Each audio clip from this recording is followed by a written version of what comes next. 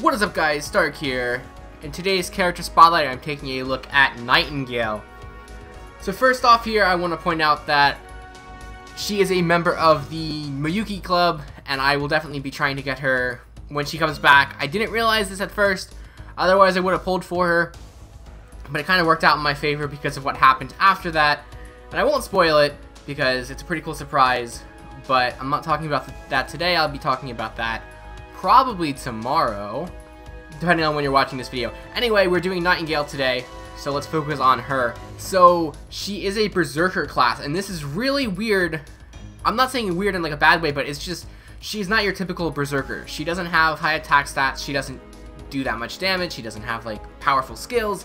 She is pretty much exclusively a support character, but she's still a Berserker, so that's kind of interesting. It's very unique, and it's kind of cool. I kind of like it, you know, having a support Berserker. It kind of sucks because she's easier to kill, but she makes up for it with her skills and other stuff, so we'll talk about that in just a second. She is a 5-star, so she will go up to level 90 and have 10,184 attack and 15,221 HP. So she has an insanely high HP stat, ranking 3rd overall in HP and 1st overall in Berserker HP stats, obviously. And then for her attack, it's still not terrible. She ranks 29th overall in attack, and she is a Berserker, so she will be doing, you know, extra damage against pretty much every class. So it's pretty good overall. Like, she's got a really good stat line. It's just like the inverted, like the reverse of what Berserkers usually are. They're usually really high attack stats, really low HP stats. So she kind of has that flipped. But it works for her, and she's a pretty good servant overall. If you do decide to max her out though, she will end up with 13,148 attack and 18,675 HP. So moving on here to her servant skills. Her first skill is going to be the Nurse of Steel A skill. This is a buff that will target one ally and it will restore HP on that ally, starting 2,000 HP at level 1 and going up to 4,000 HP at level 10. So this is a very nice skill. You can heal any ally you want, including herself, so that can help with her survivability just a little bit more and make her last longer, or you can heal like a different Berserker or a different ally if you wish. Moving on here to her second skill, it is the Human Body Comprehension A skill. Now this is a self buff that will increase damage against humanoids for 3 turns, and it will also increase defense against humanoids for 3 turns. So this is a very good skill because most servants in the game have this subclass or whatever you want to call it. So it's definitely going to help again with her survivability, and it's also going to increase her damage as well. So she gets the best of both worlds here. It's going to be a 30% increase at level 1, and it will go up to a 50% increase at level 10 for the increase in damage. And then the defense buff is going to be 15% at level 1 and 25% at level 10. So overall, this is a fantastic skill. Moving on here to her third and final skill is going to be the Angel's Outcry EX. This is a buff that will target one ally, and it will increase their Buster Card effectiveness for 3 turns. This starts at 30% at level 1 and goes up to a whopping 50% at level 10. This is the highest single target Buster Card increase in the game at the moment, and it's not going to get touched anytime soon. This skill is fantastic, absolutely fantastic. Just pop this on anybody that's using Buster Cards, and you're going to do an insane amount of damage with this character.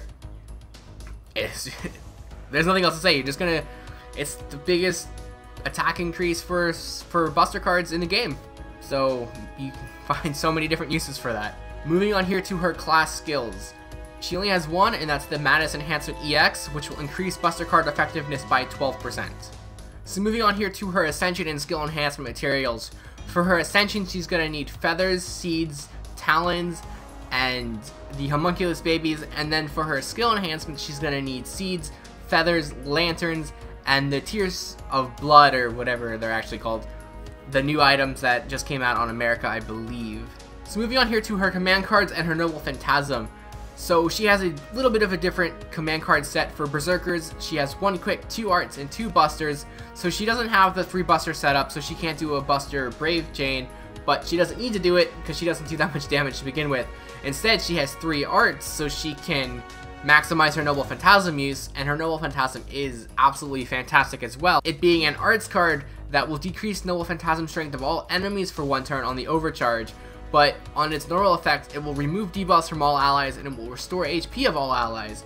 So that's pretty fantastic right there. It'll restore 3,000 HP at level 1, 5,000 HP at level 10, and then it removes all your debuffs, so that's pretty awesome. But then on the Interlude quest, if you go ahead and power it up, it will also greatly decrease the attack of all enemies for 1 turn.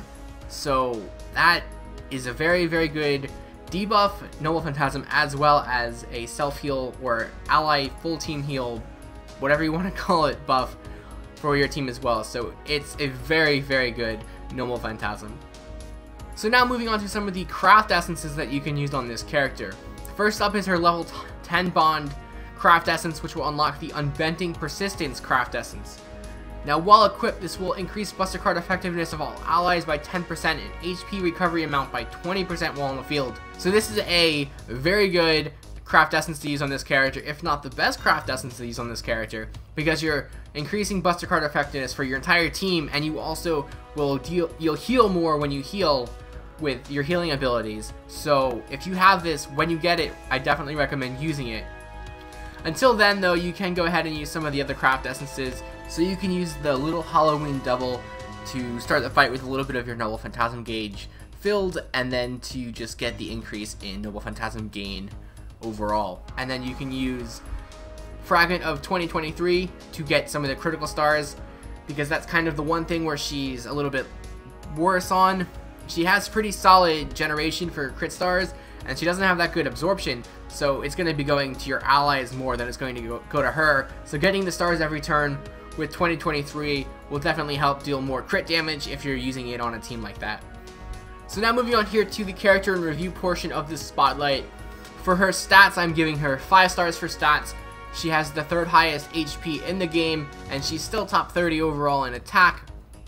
So that definitely warrants a 5-star overall. For her skills, I am going to give her a 5-star as well. She has 3 fantastic skills.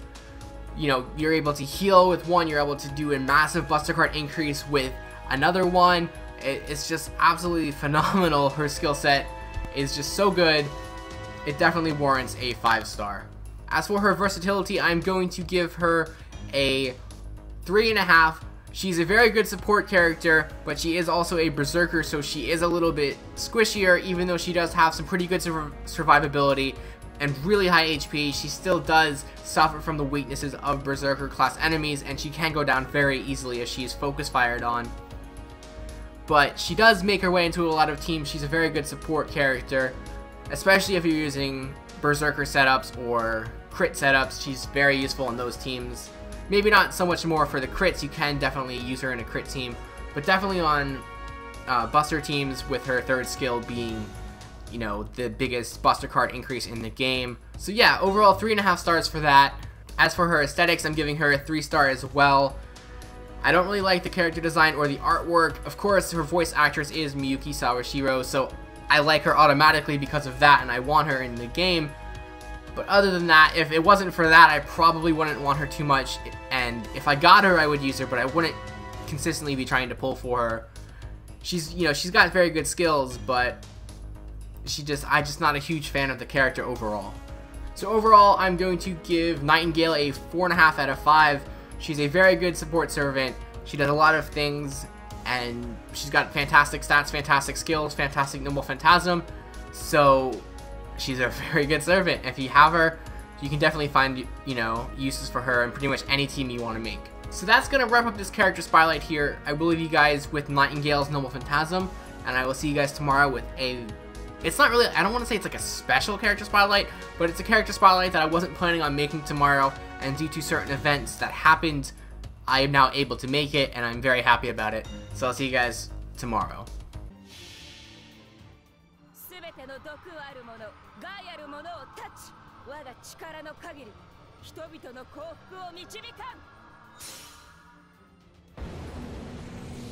Nightingale Princess!